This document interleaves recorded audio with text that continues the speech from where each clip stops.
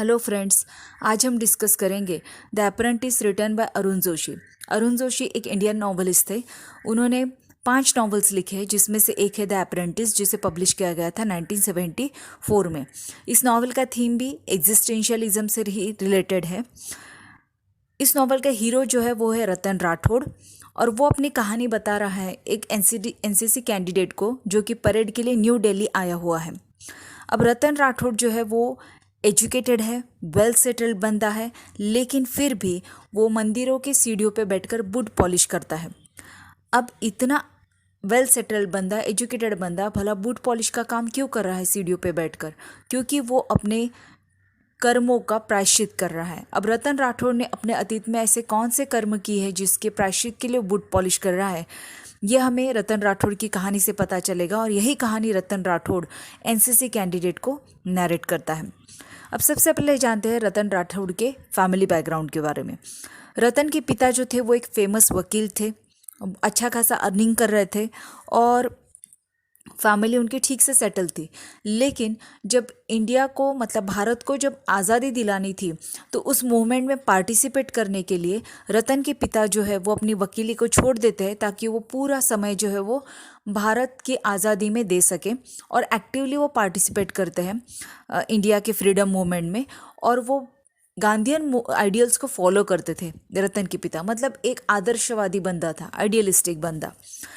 लेकिन रतन की माँ जो थी वो कंप्लीट अपोजिट थी। वो बहुत ज़्यादा प्रैक्टिकल थी। उसके लिए बस पैसा इंपॉर्टेंट होता है, कि अगर पैसा है तो इंसान के पास में सब है, मतलब मनी माइंडेड पर्सन। तो दोनों अपोजिट पर्सनालिटीज़ के बीच में रतन राठौड़ की परवरिश होती है। अब पहले तो रतन जब तक वो स्टूडेंट होता है वो अपने पिता के आदर्श को फॉलो करता है। वो भी वैसा ही बिहेव करता है जैसे उसके पिता होते हैं, मतलब गिविंग इम्पोर्टेंस टू आइडियल्स। लेकिन जब रतन राठौड़ के पिता की डेथ हो जाती है, और तब तक भारत को भी आज़ादी मिल चुकी होती है, तो रतन राठौड़ को मजबूरी में अपना घर को, फैमिली को चलाने के लिए जॉब करना ज़रूरी हो जाता है। अब जब उसके पिता की डेथ हो जाती है, क्योंकि वो तो फ्रीडम फाइटर थे, उन्होंने एक्टिवली पार्टिसिपेट किया था, अपनी वकीली, अपना घरदार सब कुछ पीछे छोड़कर वो भारत की आज़ादी के लिए पूरी तरीके से इन्वॉल्व हो गए थे। तो ऐसे सिचुएशन में जब भारत को आज़ादी मिल चुकी है, तो रतन राठौड़ को ये लगता है कि जो वहाँ पे के प्रेजेंट पॉलिटिशियंस थे भारत की आज़ादी मिलने के बाद में, वो शायद रतन राठौड़ के पिता ने जो भी बलिदान दिया या जो भी काम किया भारत की आज़ादी के लिए, उसके लिए शायद उसे हेल्प करेंगे। उसकी फैमिली का उसका जो घर है वो ठीक से चल सके, इसलिए उसको जॉब दिलवा देंगे या उसकी कुछ मदद करेंगे, ऐसा रतन राठौड़ को लगता था।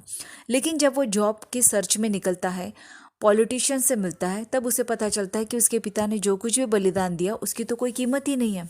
मतलब जिन आइडियल्स के लिए उसके पिता इतना कठोर जीवन जिए, उसकी कोई वैल्यू नहीं है। ये जब रतन राठौड़ को दिखता है तो बहुत शॉक हो जाता है। अब उसे जॉब पाने के लिए वो चला जाता है दिल्ली, क्योंकि दिल्ली में बहुत सारी अपॉर्चुनिटीज़ होती है, और उसकी माँ जो है वो पीछे ही रह जाती है।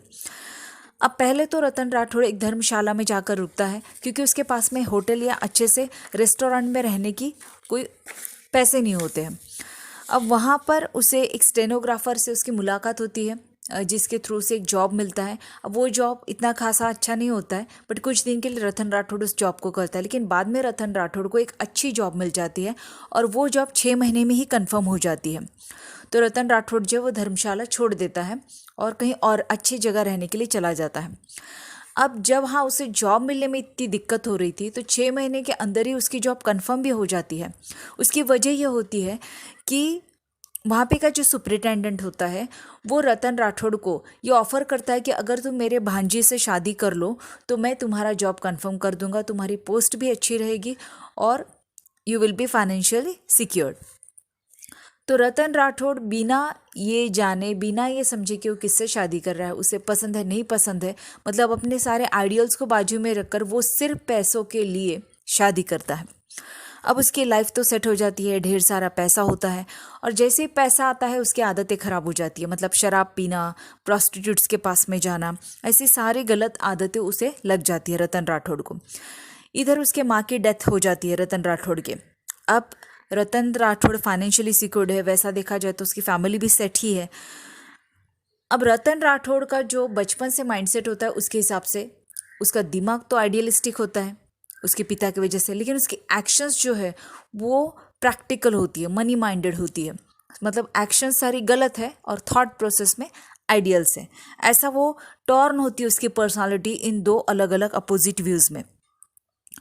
अब धीरे धीरे रतन राठौड़ जो है वो करप्ट होते जाता है और कहीं ना कहीं उसके आइडियल्स भी करप्ट होते जाते हैं, उसका दिमाग भी करप्ट होते जाता है। इसी बीच उसकी मुलाकात जो है रतन राठौड़ की इसी फेज में होती है एक बंदे से जिसका नाम होता है हिम्मत सिंह, जिसे नॉवेल में शेख नाम से भी रेफर किया गया है। तो ये हिम्मत सिंह एक प्रपोजल लेकर आता है रतन राठौड़ के पास में, जिसके अकॉर्डिंग रतन राठौड़ को एक डिफेक्टिव वेपन्स का जो लॉट आने वाला है उसको पास करना होता है, मतलब उसे यूज़ करने का परमिशन देना होता है। अब इधर इंडो चाइना वार जो है वो शुरू होने वाला होता है, जिसके लिए वेपन्स बहुत ज़रूरी होते हैं। तो रतन राठौड़ जो है वो ऐसे डिफेक्टिव वेपन्स के स्लॉट को परमिशन दे देता है कि इन्हें यूज़ करने के लिए वो परमिशन दे देता है, बिना ये सोचे समझे कि ऐसे वेपन्स यूज़ करने से उसके देश को कितना नुकसान हो सकता है, कितनी जानों को नुकसान हो सकता है। अब जब इंडो चाइना वॉर जो होने वाला होता है उसमें एक ब्रिगेडियर होता है जो कि रतन राठौड़ का दोस्त होता है। अब जब ब्रिगेडियर उस वेपन्स के स्लॉट को देखता है तो वो समझ जाता है कि ये डिफेक्टिव वेपन्स है और वो लड़ाई करने से मना कर देता है, जिसकी वजह से उसे बहुत ज़्यादा क्रिटिसिज्म झेलना पड़ता है। लोग उसे बहुत ज़्यादा क्रिटिसाइज़ करते हैं, जिसके चलते वो सुसाइड कर लेता है। अब जब ये सुसाइड की बात रतन राठौड़ तक पहुंचती है तो उसे बहुत बुरा लगता है और वो इसका दोष हिम्मत सिंह को देता है। लेकिन हिम्मत सिंह उससे सीधा सीधा कहता है कि मैंने आपको पहले ही बताया था कि ये वेपन्स का जो स्लॉट है ये डिफेक्टिव है और इसकी परमिशन देने के लिए मैंने आपको पैसा दिया था, तो रिश्वत दी थी जो आपने एक्सेप्ट की, मतलब आपको सब कुछ पता था, तो इसके सारे जिम्मेवार तो आप ही हुए। तो रतन राठौड़ के रियलाइज़ होता है कि सच में गलती उसी की थी और उसी की वजह से उसके दोस्त की जान गई। जब उसे अपने गलती का एहसास होता है, वैसे तो इस मैटर में उसे डायरेक्टली कोई कोई पनिशमेंट नहीं मिलता है, लेकिन उसने जो कर्म किए वो कहीं ना कहीं उसे भीतर ही भीतर खाते रहता है और इसीलिए उस सबसे छुटकारा पाने के लिए, मन की शांति के लिए वो मंदिर की सीढ़ियों पर बैठकर बूट पॉलिश करना शुरू करता है और इस तरीके से अपने कर्मों का प्रायश्चित करने की कोशिश करता है। तो यहाँ पर इस तरीके से ये नॉवेल ख़त्म होता है। अगर आपको एक्सप्लेनेशन अच्छा लगा हो तो चैनल को सब्सक्राइब करें and please hit the like button.